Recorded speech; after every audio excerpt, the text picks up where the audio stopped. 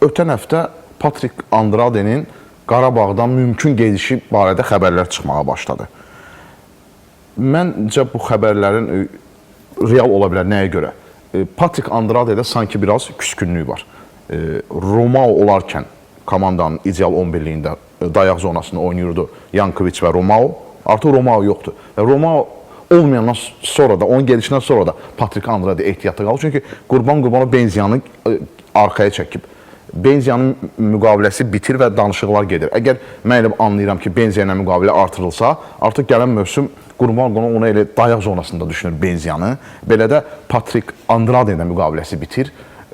O, məsələn, qalmaya bilər Qarabağ. Nəyə görə? Qəbul eləmir ki, başqa mövqeyin oyuncusu geriyə çəkilir, mən mövqeyimdə oynayır və mən yenə də Romao gedəndən sonra belə ehtiyatda qalıram. O baxımdan, əgər Benziya müqaviləsini artırarsa, Patrik Andrade komandadan gedə bilər. Yəni, mən bu variantı istisna etmirəm.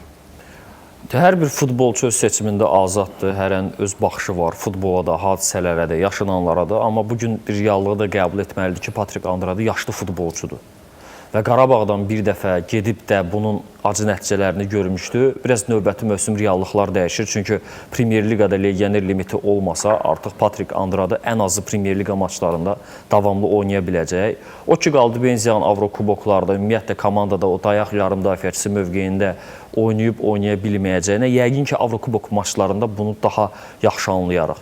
Çünki əvvəlki verilişlərdə də sən də mən də danışdıq ki, sırf daha səviyyəli rəqiblərlə, Avropada olan o təzyiqlə, Benziya kimi ləng, topla biraz daha rahat rəftar eləməyə alışan futbolçunun çevrilib oyun qurmağa çətin görünür. Hətta mən deyərdim ki, Patrik Andrade getsə belə həmin zonaya çox yaxşı bir legioner gətirmək lazımdır.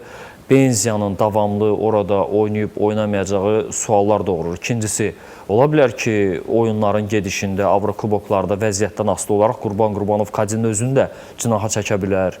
Müəyyən rotasiyalar ola bilər, zədəlisi var, cəzalısı var. Bir mövsümü 11 oyunçu ilə heç bir məşqçidə arta bilmir. Bunu yəqin ki, Andrade də anlamalıdır.